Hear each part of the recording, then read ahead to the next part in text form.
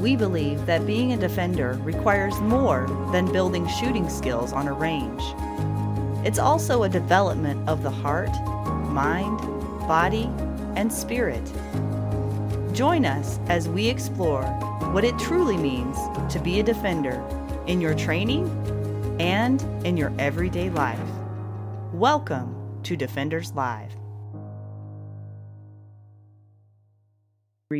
Some reasons are simple and some are complex. It really doesn't matter in the moment, though, does it? Struggling is really not a fun thing. But as much as we hate being uncomfortable, struggling can really help us grow. And it actually, research shows that struggling is absolutely critical to mastery, and that the highest achieving people in the world are those who have struggled the most. Think about how an attitude of, I don't know, I give up can affect your life. And think about how an attitude of, I don't know, but I will find out can change how you think about everything. Here's some random thoughts and encouragement for you tonight based on some of my recent struggles. Apply it however you want in your own life, but I do hope that you will take it to heart. Without the struggle, there is no growth. Without it, there is no striving for better. There's no reaching for more and no curiosity for better. Without the struggle, there you sit, free to go on dreaming about all the things you wish you would have done. When things get hard, here's what I encourage you to do. Don't stop. Keep moving. No matter how slow, just keep going forward. Physically or metaphorically, you can take this advice, but one step at a time. It's okay to analyze, but don't get stuck. It's okay to feel defeated, but remember who you are and get back up. It's okay to fail. Failure is an opportunity to learn. It's okay to cry. The bad times make you appreciate the good times even more. It's okay to stumble, but don't beat yourself up. It's okay not to know the answer. You will figure it out. Keep searching, keep discovering, and keep being curious. It's even okay to stop for a while, to pause, to regroup, or to reconsider. But don't ever give up on whatever it is that truly fills you up in life. Don't ever give up on yourself. Don't ever give up on what makes you happy and what drives you. Because during those times of despair and uncomfortableness and struggle, it's those reminders of joy and of what's really important to you that will keep you holding on. And before you know it, you will be on the other side. So whatever that light is for you, keep your focus. Keep your heart focused on the good. Your focus will take you far. But it is your courage that will never give up. Your courage to never give up that will get you over the finish line. And the last thing, guys, please run your own race. Please run your own race and do it because it makes you happy. Keep your focus and know that the struggle is just part of the journey and you will ultimately be better for it. So I hope that helps you tonight if you are struggling with something tonight. And now I will joyfully move on. Please subscribe to Defenders Live on Spotify, Apple Podcasts, and YouTube, and join our group on Facebook as well. And if you don't want to miss another episode, you can sign up for email notifications at defenders-live.com. This episode is brought to you by Haven Defense Company. Haven Defense Co. is a family-owned holster business based in Colorado. Their top-notch holsters are made on-site by Brent Hickman, and they have a reputation and expertise that I trust so much that I carry in one of their holsters every day. So I highly recommend checking out Haven Defense Co. by clicking in the link in the description below. So Mike Green and the owner of Green Ops, is based in Northern Virginia and also based in Central South Texas.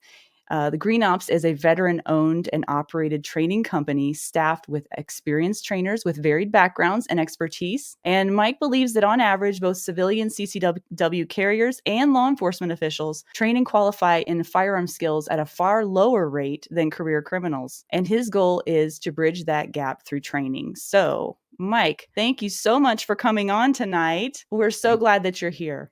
Thanks for having me on, Laura. Appreciate it. You bet. So you have quite an extensive background. I would love to hear about it. I know everyone else would too. Could you speak to your background so that we can get an idea of that? Because that's quite a story in and of itself. Journey as a firearms instructor basically began when I joined the military. I went into special forces.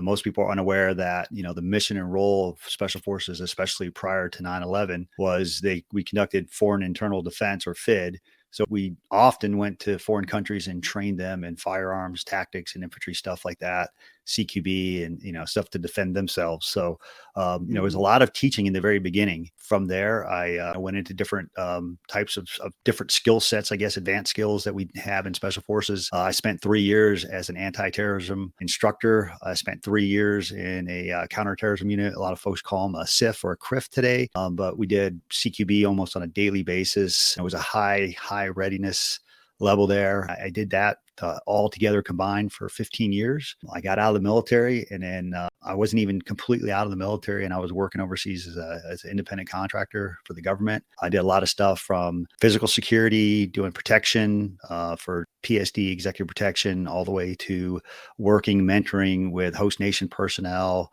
taking them out, training them up, and mentoring them in the battlefield. And then also a lot of consulting overseas. I spent pretty much more or less few full years overseas contracting, and then started getting into the teaching back in the States. But somewhere along the line, I always ended up being an instructor. I would start off maybe doing executive protection. Next thing I know, I was teaching it, firearms and so forth. I've been fortunate enough that when I started Green Ops, I've had that array of different types of training that was able to merge into what I think was kind of that gap in the civilian sector as far as skill level. I've been doing this for I think about 7-8 years now, teaching, and it's been a pretty wild and great experience. But there's a lot of overlap between teaching people in foreign countries and then coming back here to the States and then teaching Americans how to defend themselves, because that's really what it's all about is how do you defend yourself. Right.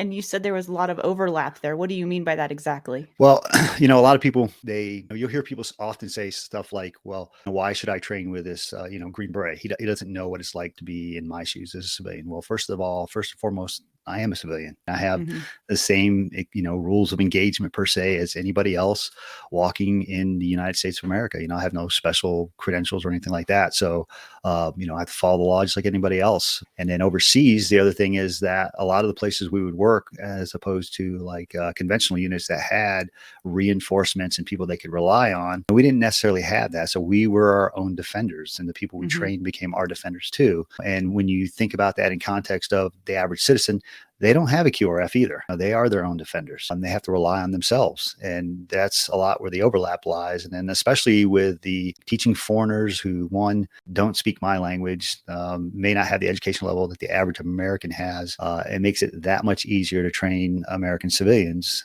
today, Mhm. you know? Yeah, I imagine there's a lot that you learned from that. You'd mentioned earlier that a couple of things you said were demos are key and that 70% of communication is not verbal.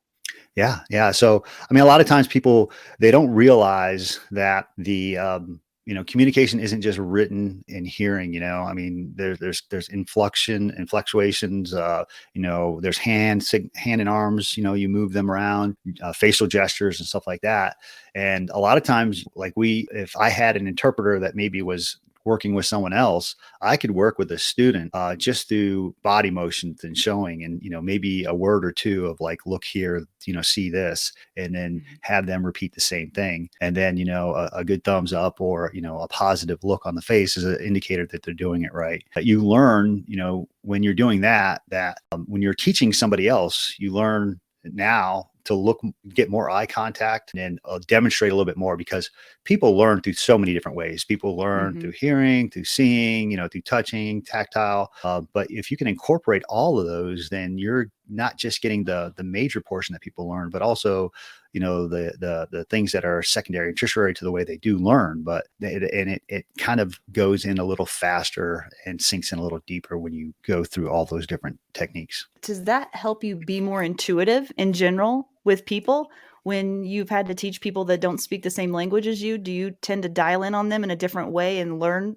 Is there a technique or something you learned there that's different Uh, than maybe what most American instructors would know? I wouldn't necessarily say intuitive. It's just you start to see certain correlations. When you grab the student's attention, they tend to pay more attention and learn more. Things they sink in better when you have their attention. And I think as Americans, a lot of times is what we do is we have we just think that the words coming out of our mouths are going straight into the ears and the brains of the people that we're teaching, and they don't realize that there's a potential that they may not be grasping 100%, because how often do we ask, people like, hey, of the group, who doesn't understand what's going on? Who is really going to raise their hand? In general, Yeah, that most number people is wouldn't pretty admit low, they don't right? understand it. Yeah. So, I mean, you can So you'd be able clearly to tell ask by that. just looking.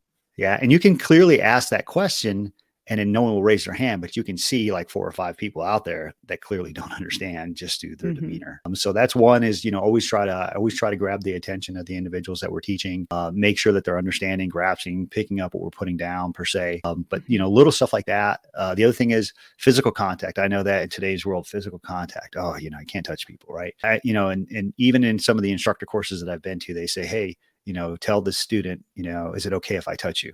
Well, I kind of get that out in the beginning and say, hey, you're probably going to be touched in this class. And if you don't Mhm. like it, you tell me now. Mhm. But just a little push on the back of the shoulder, maybe a little push on the elbow, or maybe to pull the elbow to relax it or something like that. Or, just touch the wrist where it needs to, be a little bit stronger or straighter. Those little tactile things go a long way for a student to Mhm. remember that. If you say Mhm. something to them and you touch them and you look at them and then you show them, you've hit at all three of those. So you're showing them, Mhm. you're touching them, Mhm. and then you're telling them. So that's what you want. You try to get as much of that into each individual you can when you're running multiple students. Yeah, definitely. I've noticed too that students are newer students that may be hesitant or a little bit afraid. They might be a little bit overloaded in the moment and they need to back off just a little bit. That if you can calm them down just a little bit and then change their focus from whatever spinning squirrels going on in their head. But when you touch them in a certain area and say, I need you to focus on this, it tends to calm them down and bring their focus to whatever it is that you're talking about. So I do think that touch is a very effective tool Oh yeah, yeah, and when used correctly. yeah. Oh yeah, definitely, definitely. I mean, Yeah. there's a certain obviously lines that you just people don't cross. But the other thing is Mhm. that, especially with new students, the one thing I see with new or passionate instructors, they don't even have to be new instructors. They can be instructors that have been teaching for a long time. Is they tend to overwhelm the student. Mhm. Some students are just incapable at the time of taking in so much information. Others, they want more. But what I see often though is that there are overwhelmed, and then other instructors are trying to make corrections on their trigger finger, their sighting, their stance, and it's all like, whoa, all at once. Right. Tackle one item at a time until they Yeah. get it right, and then move on to the next one. Definitely. You've been teaching both military and civilian for quite a while. So, what are some of the changes in trends or techniques that you've seen over the years? And also, what are some of the things that haven't changed for better or worse? There's some things that you haven't seen change, and there's a reason for that. That if it's not broke, don't fix it. And there's some things that you've seen change dramatically over the years. Could you speak to that? Well, I think the one thing that has definitely changed over the years is the students. So, students are Mm. now coming to class. They're far more educated than they have been before in the past. With the age of technology, we've got Instagram, Facebook, YouTube, the World Wide Web. People are going out there and they're researching the classes before they take them. I've had students show up to class who've never had any formal training, and it looks like they've been to 10 courses or more. And you ask them, hey, what are you doing? And they're like, I put the old Magpul videos on, and I watched them over and over again. And I went to the range and I practiced them. And then eventually I just took my computer to the range and started doing the same thing, that, these guys were doing. And, granted that may, some people would argue and maybe say that wasn't the best learning tool or technique, but for at the time it was. Mhm. Now people can do the same thing with a lot of these other instructors that have put their products on DVDs and stuff like that, or just even on YouTube, and they can go out there on their phone and they can watch a technique and they can try and do it. And then the other thing is, a lot of folks, they're videoing themselves, which is a Mhm. key component of learning, right? Is seeing yourself, because you can't see your own errors 9 times out of 10. They're videoing themselves and they're critiquing themselves next to maybe a world-class shooter or something to that nature. So I think that's another thing, is the average student in general more advanced than they have been ever before. And That's encouraging. yeah, but at the same time, we still have those individuals who were never interested in the guns. They were never interested in self-defense, and then click, something happens. Usually, a violent, they were victims of a violent circumstance, and now they want to learn about guns. Those Mhm. people, when they come to the range, are your typical, or what used to be the typical student, and now you have to realize that, hey, the same teaching technique that you may use for this other student is probably not going to work for this new student Yeah, who is. that requires a very adaptable, in tune instructor. So So I'd say the development of instructors is more important now than ever before, given what you've just said. And the other thing is, so I have some instructors that have come and work for us, and they're young and they're just constantly, on several different, their computer, their Instagram, all at the same time, and they're doing something. Their learning curve is faster, and they think that a lot of times that some of their students are going to be that way. Whoa, you have to give and take. You can't treat all students the same, and those are some areas where I see in some folks who just are going too fast or outrunning their headlights as instructors. But students have, you have to sit there and take and realize if you keep telling them this, the same thing over and over again, and they continue to make the same mistakes over and over again, obviously you're doing something wrong. Yeah. We need to isolate and figure out what the problem is or move on to the next step until we can come back and circle back and then pull them offline or something of that nature. But yeah, there's definitely a much more educated student base that we've ever seen before. And at the same time, the instructor levels have just gone through the roof. Now you have more and more people out there running instructor development courses at higher levels. You have instructors who are actually out there getting better training themselves. I think now more so than ever, we have a ton of instructors to choose and pick from. And in the past, there was maybe a handful of instructors out there that were even doing this. And of that handful, there was even a smaller number who people would say, well, I would recommend them. But now there's just so many people out there teaching that are, they're just very competent instructors out there. Yeah, that's kind of fun. I mean, as an instructor, that's fun for me to see getting involved with some other people in the industry and all of us kind of pushing each other, I think is a really, really good, powerful thing right now. Yeah.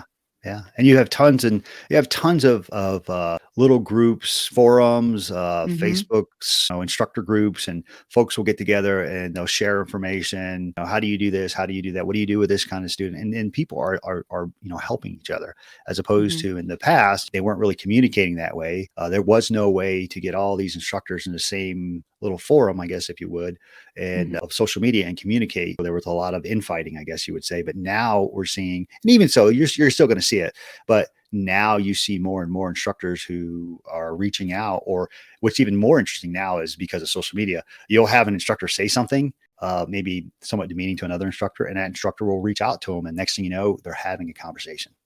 Right. And it's, wow, in the past, it just wouldn't have happened. But now you've got instant communication going on for the world to see, and they can settle their differences online. So technology isn't all bad. It has, no. It has good qualities too. You were talking about an instructor, I think you said in Virginia, or I can't remember for sure, but we were talking about common objections we see with people and why they're not training, whether it's time, money, etc.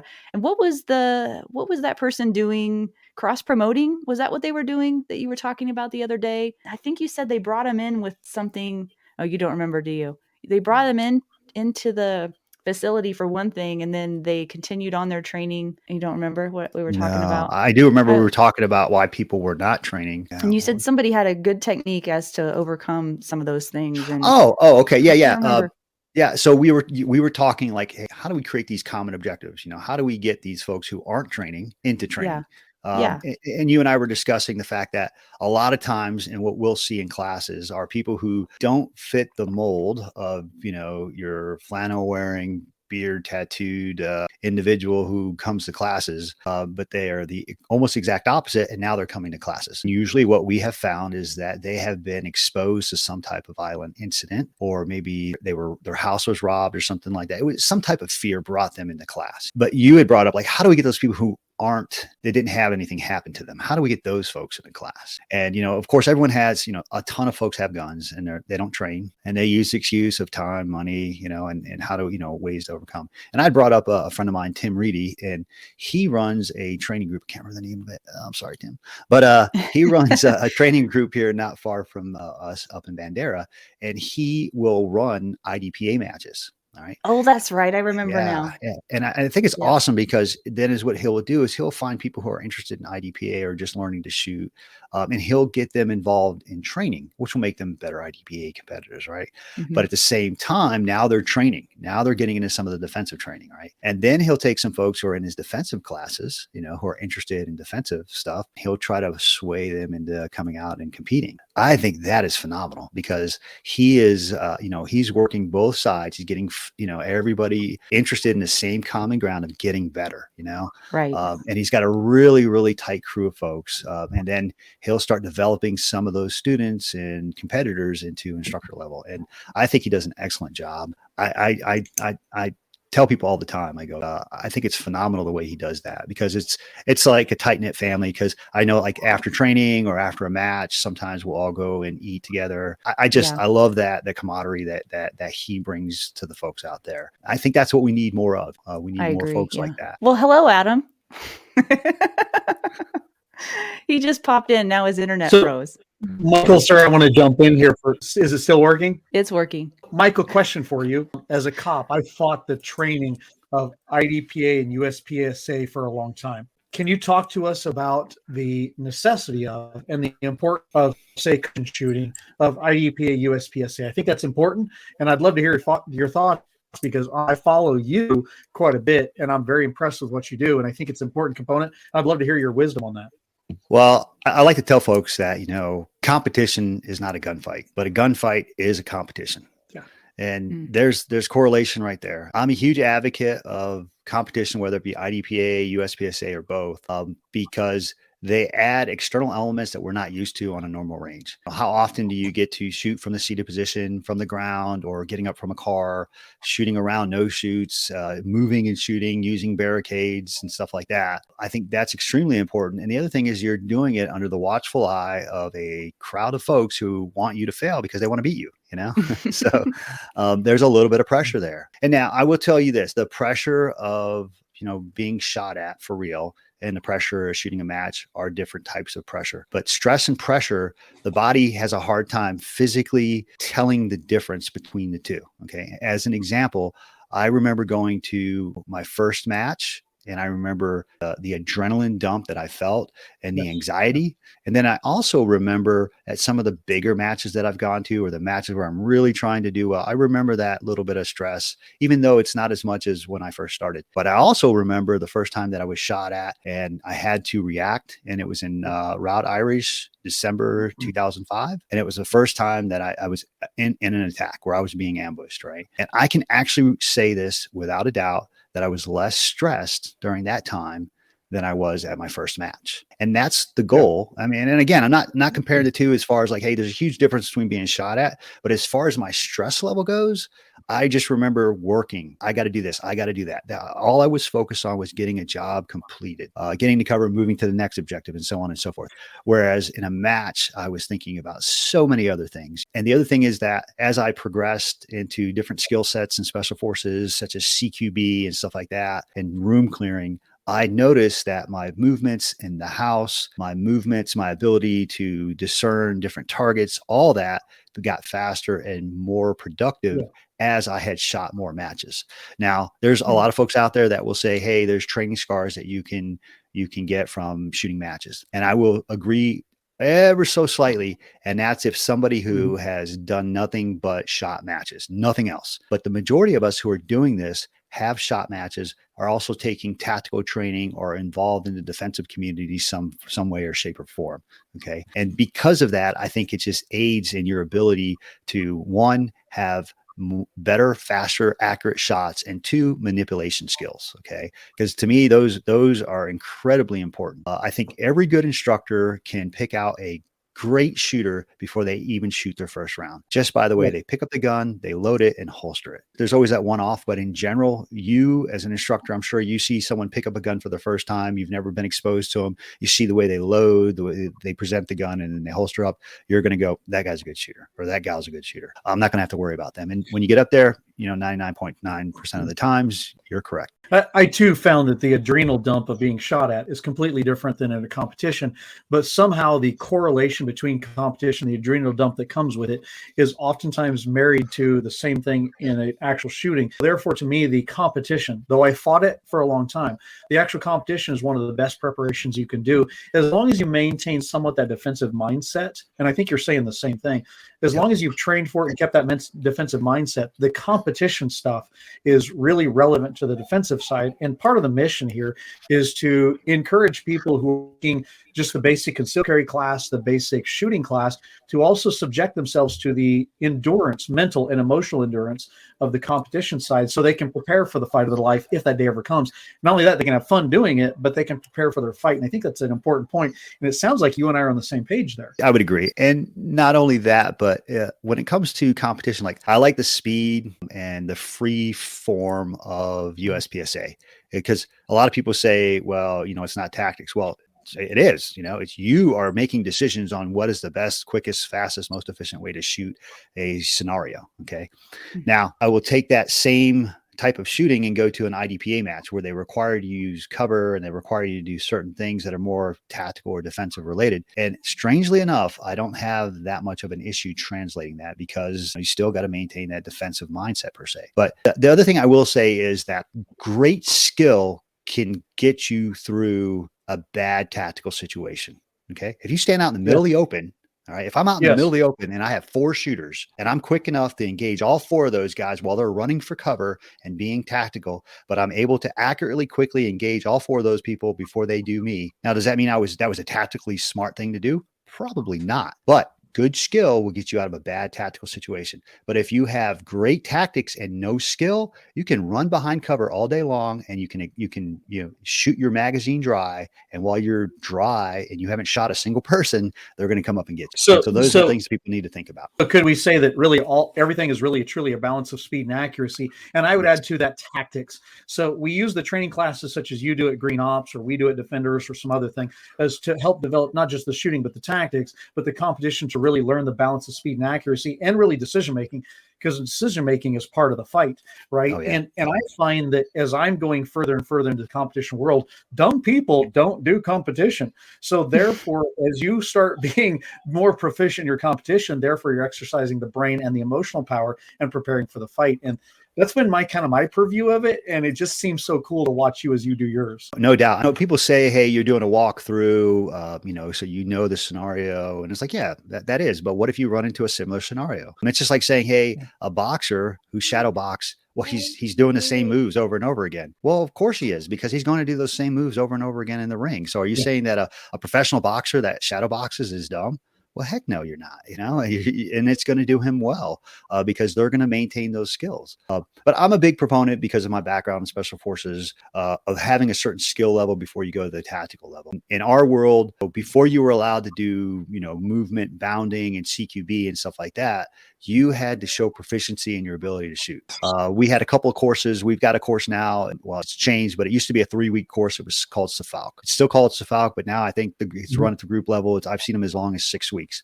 But that first week, and it could be 2 weeks now, but that first week is nothing but flat range marksmanship. And you're working your ability, and then you take a stress test. If you pass that stress test, then you can move on to do CQB in the house, because now you've shown that you have the accuracy and skill level that you need to quickly engage a target without shooting your buddy. And then we had another course called Sephardic that was 8 weeks, and that was the first 2 weeks was flat range, and same thing. You had to pass that standard at the end, and if you didn't, you were gone. But I don't necessarily think that we need to do that with civilians and law enforcement, but we definitely need to raise the bar as far as skill set. And I see it all the time. Folks are teaching, people how to shoot underneath cars, around cars, and they're like high-fiving them.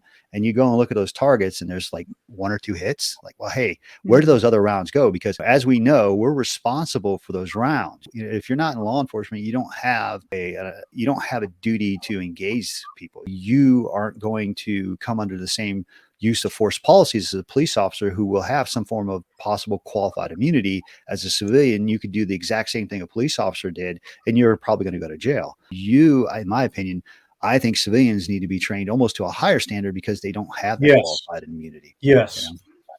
Fully agreed.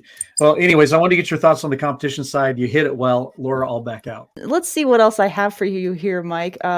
You've been so good so far. I'm not sure what direction I want to go next. I am curious to know, I saw an interview with you and Jedi, and you guys were talking about, your dry fire program and how that really took you from low level shooting to just in a really short amount of time, it sounded like, to being, are you a master? What is your master level USPSA? I'm a master class production shooter in USPSA, a master class in carry, I don't remember what a master class in IDPA also. But yeah, and you know, it's Scott and I used to joke all the time about who sold more books for Steve Anderson's dry fire Yeah. program, him or Is me. that how But you started?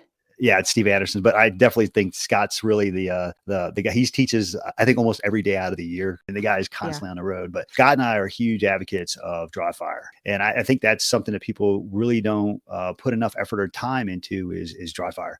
Everybody wants to get out and shoot, and the way I look at it now is that live fire to me is a qualifier of where I'm at in my dry fire. So I use that dry fire to get faster, and then I use the live fire to make sure that everything on my times have gotten faster. And of course, obviously my accuracy. And the other interesting thing is, people always want to see, like, where am I shooting when I'm dry firing? Well, that's what your eyes and sights are for. So if you're using sights, you should be seeing a good sight picture. If you're using a dot, your dot should be where you're aiming at on the target. And that is your confirmation right there when you're dry firing. And that's another thing. People have to be brutally honest with themselves when they do that, and they're not. And a lot of times people want to bring out, technology and different gadgets. I look at it as, if you have anything where you see a dot, or you see something on the target that's not going to be on your gun in live fire, then you're doing yourself a disservice, because now you're not focusing on what you should be focusing on. If you're looking at the target and you're bringing the dot up, or from maybe a red dot, then the only thing you should be really seeing is that red dot in the alpha or the down zero of the target that you're aiming at. If you're looking at a dot and it's not on the target, from a laser or something like that, now you're not looking at your target. You're looking at that laser.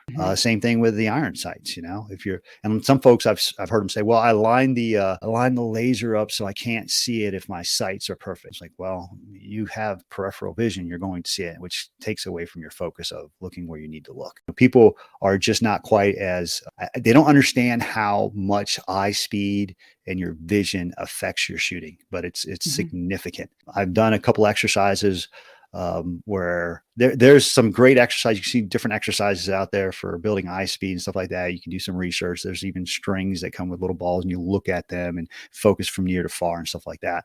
But I have taken, and I've had other people do it too, where they'll take certain drills, they'll shoot a drill live, and then they'll do this some extra eye exercises and do the same drill, and they'll take maybe half a second to a second off of that drill just by doing that focus on You're their kidding. yeah, because it's that Wow. important, and people, they just don't realize how much that affects their ability to shoot. Eye speed and vision is huge. Obviously, getting the basics down and stuff like that, that's something that people need to focus on, I think, and initially. But if people are trying to get better and become quicker, they're going to try to move their muscles quicker and their gun quicker, when the reality is they need to move their eyes quicker. So they need to think more quickly, almost, Oh yeah, rather than move more quickly. Yeah, I mean, your eyes, you'll move your eyes. Your eyes are going to see, from target to target to target. Your eyes pick up motion during the day. At night, the first thing it picks up is light. So then you talked about earlier how some people would watch a video of how to do something the right way technically in shooting, and then try to replicate that. Do you think it's a good idea to video yourself when you're dry firing as well? Is that a helpful tool? We have at Green Ops, we teach classes, and one of the things we always talk about in the beginning of our classes and our after email classes, or after class email we send out, we always talk about the 5 pillars of success. And videoing is definitely one of those things, because you can't tell a lot of times what you're looking at. You can't tell a lot of times what you're doing physically. You think it looks good, but when you see or review the video, you see major mistakes that you are shocked that you never would have seen before. And in this way, you're becoming your own coach, because now you're able to take, which is another great thing, is you can take your video of you shooting and you can overlay it or lap it next to somebody else shooting that's maybe a professional shooter, an advanced shooter, or a world-class shooter, and you can try to mimic as close as you can to see, or just see your errors. Where's the change? Where's the differences? Are they moving to the gun quicker? Once they get up there, are they more efficient in their draw stroke? You could do it not just for your draw stroke, but also for your movement from point A to point B, if you're trying to work stuff like that too. So would you say am I accurate in saying that everyone, I believe anyway, I think shooters develop their own, I know there are technical things that must be done for speed and efficiency and accuracy, but I noticed in a lot of the shooters that I like to watch, they all have a different, I guess I call it style almost. They have a little bit different way of their draw stroke is a little bit different on all of them. So I guess when you said to emulate certain people, I'm just wondering, how do you know if that style is going to work for you, should you just be copying somebody else, or is there something you can intuitively like look in with your own way of doing things, like, oh, this works better for me but this doesn't, or most people not able to diagnose that on their own? Yeah, you can do that.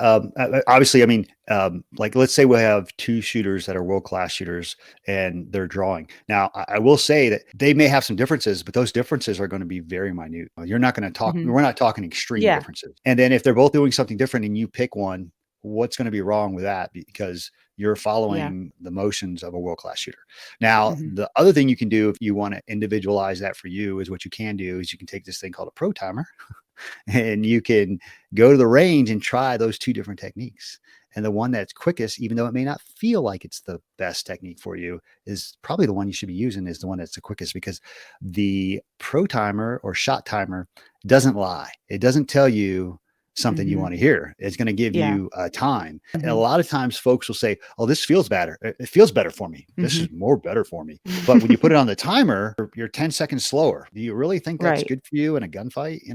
Why So is I it like, that we lose our perspective or our perception when we're shooting? I've noticed that a lot. People will yeah. say that they felt this certain way and that's not reality. I wonder what Yeah. that is. Well, I mean, it just seems to be a certain flow, the way people move, or the way they do stuff. That is sometimes can be counterintuitive or counterproductive because we're looking for the most efficient, not necessarily the most flow that we're looking for. Yeah. And so Okay. the timer is an awesome tool. Use the timer not only in dry fire, but you got to use it in live fire. And when you put them together, then you're going to see people who go through the roof. I think Steve Anderson once said he never met a C-class shooter with a plan. Because if you have a training plan, you're probably out of C-class, and to Hmm. put that in context, years ago, your average firearms instructor for law enforcement and military were probably about a C-class shooter. So that's not a bad shooter. How do you get out of that? How do you go from C-class to B-class? And it's easy. One, you train. You come up with a training plan and you do it. You dry fire, you use a timer, and then you take the information. And that's the other thing is you have to be analytical about some of this stuff. And Yeah. people just they're not interested. And that's They the other only thing want to is, do what's fun to them, Mike. well, not just that, but you have different types of people. Like with so much information overload coming in from the younger generation, a lot of them want to know the down and dirty of why. They want to know all the, because there's just so much information out there, and they're Hmm. constantly seeing short 15-second shorts on YouTube or IG or TikTok. Hmm. And so the information overload that's coming in. When they come to class, they want to know those whys. And then you have some folks that even maybe that same age, they don't care why. They're like, just tell me how to do it, dude. Like, okay. And Yeah. they'll rep it out and do it over and over again. So you have different types of folks who will learn different methods or learn for whatever reason a different way. But either way, you have to show them what is right through Yeah. demonstration, and then they have to show themselves on video. That is the key for some folks I would say, some folks, they want to go to that next level. And if they're going to do it on their own without a coach, Hmm. then they need to be able to self-analyze. They need to be able to review. They need to be very analytical. If they got a coach and they got someone telling them what to do, then hey, that's fine. They just do it the way their Hmm. coach tells them to do it. But most of us don't have that ability. Most of us don't have the ability to go, hey, coach, what do I need to do today? That's something Well, else to consider. I would argue, I think some of the best coaches are the ones that can teach you something in a class, but then can give you the tools you need to take that home and work on that yourself. I find that I've only found a few coaches that were able to do that. And that's a very valuable thing that you can take from a class when you're able to go home and go, oh, I don't need that person standing next to me the whole time in order Yeah. to improve or get better, because you know the why of what you're doing, and you've understood it on a deeper level. Then you can take that and apply it once you get home. And I think that's incredibly valuable. And and that is, I think that's important, that when someone leaves a class, and I got caught up on this, but I'll say this, and some people will say, oh, well, how does, and I know this because I got caught up on it, but I went through a period where all I did was, especially when I was in the military and your tax dollars were paying for my training, all I wanted to do was go to training classes. I'm going to get better. We go train with this instructor, we're going to get better. We go to train with this instructor, we're going to get better. And until I learned and realized that we needed to take what they were teaching us and implement it ourselves, I Hmm. wasn't getting any better. You would get But better for a little bit probably, but then yeah, and then go Yeah. right back down to where you were Yeah. before. And that was just, one of those things where it's like, oh, if we go to this shooting school, we're going to be so much better. And like you said, yeah, it was. We would get back in a week or two. We were shooting, quickly, fast, accurately. It was amazing. And then a couple weeks later, because we weren't following up on the training regimes that they had recommended. But and that's important. But the other thing to realize is that hard work can break through inefficiency. So as an example, years ago, there's a video of Tomasi. I don't know if you know who he's a big competitive shooter, but he was shooting on the Army marksmanship unit, and he had a dry fire video of him reloading, and the gun stayed basically right here, right? And he reloaded. It was an amazingly quick reload. It was probably like less than a second, right? And so everyone realized that, hey, the quickest way to reload is just right there, right? His gun came back ever so slightly, and the magazine from his new gun, new mag, almost hit his old mag coming out. It was that quick, right? And so it's like, wow, that's the quickest way to do that, right?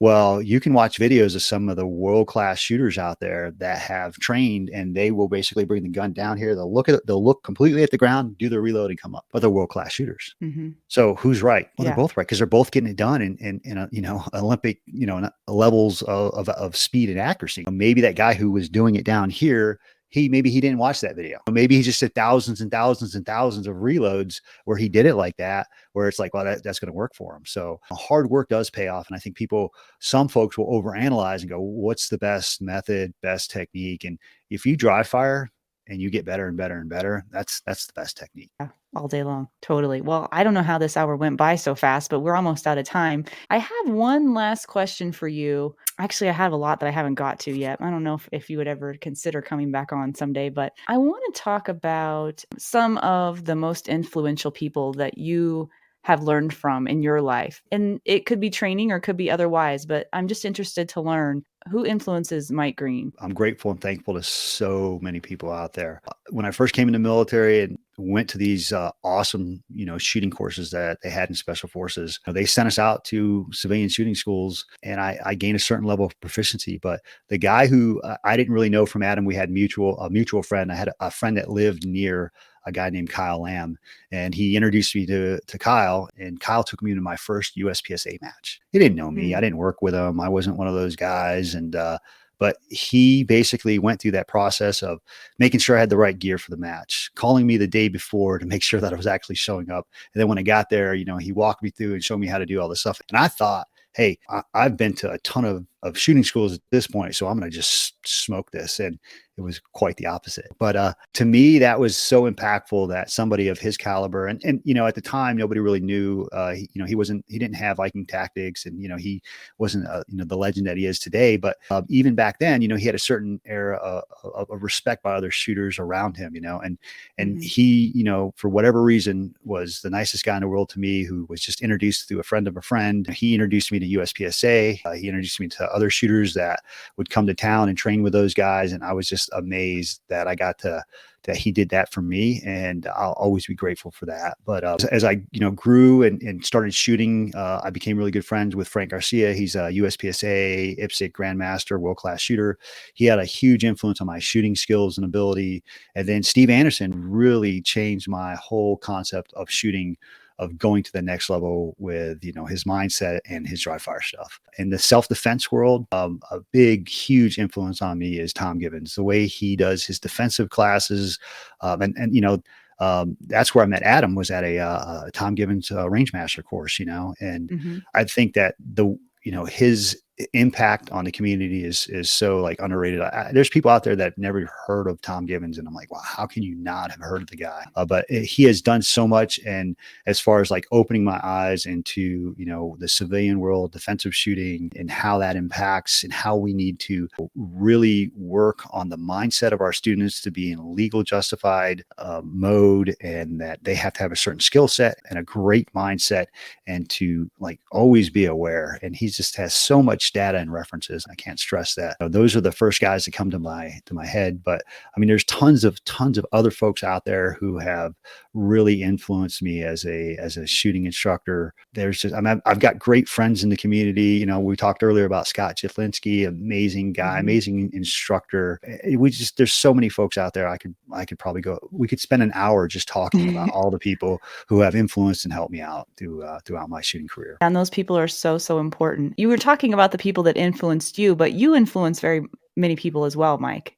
And so you do. Yeah, you do. My last question for you is, what are you hoping that your legacy is that you leave behind? What is it that you're building, and what is your legacy? Well, I think the is what I would like to do is to, and I think I've kind of already done that in some aspects, is I've got a team of guys in Northern Virginia and some folks here in Texas, but the guys in Virginia are phenomenal. They are able to take, and it's funny because my buddy Josh, who will say, what would Mike do? I asked him, like, how do you always come up with the right answer? And he goes, well, because when I'm out there, I just think, what would Mike do? But and he says it jokingly, but Yeah. it's amazing to have guys like that. And I guess my goal would be to eventually just come up with an instructor development program where I can take everything that those guys have and redistribute it to the other instructors, because those guys are phenomenal. They're fire and forget. They run classes all the time. The feedback we get is amazing on the instructors that work with us, and they're all leaders. And honestly, I couldn't do it without them. Well, I'm sure you've had quite a role in that as well. You're very humble about that. I hope so. I hope a little bit.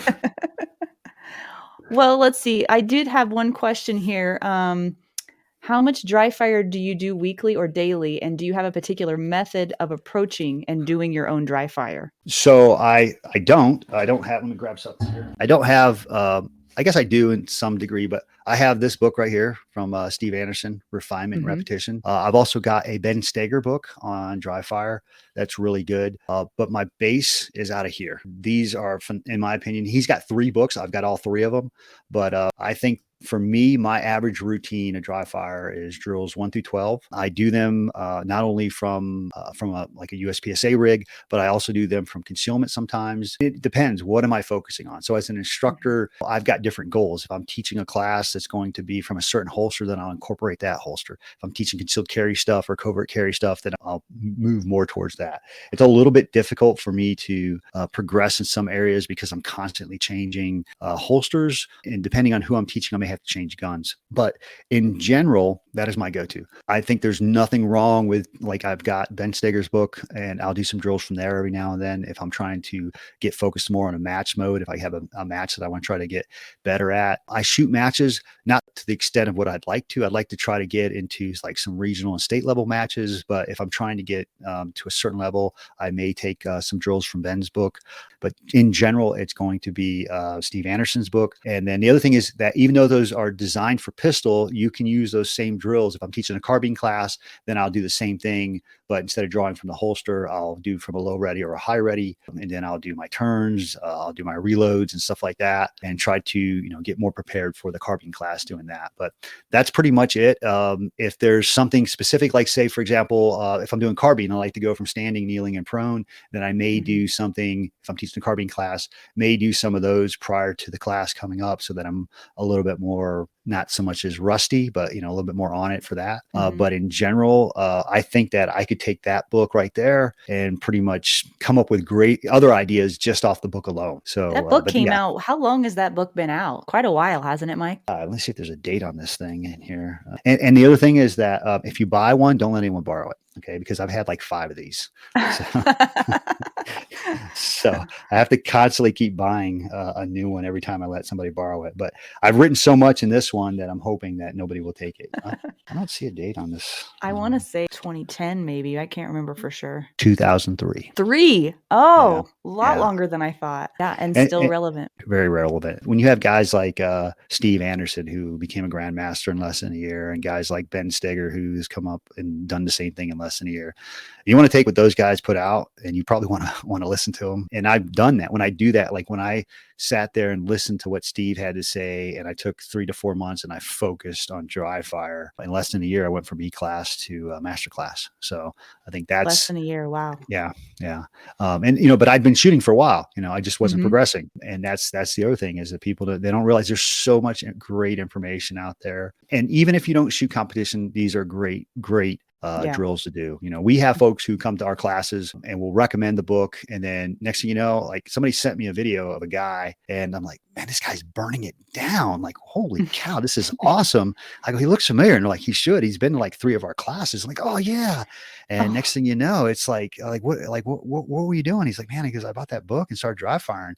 And now I see videos of him shooting matches and he's crushing it at matches. And wow, this is awesome. I'm scared to shoot with a guy, to tell you the truth.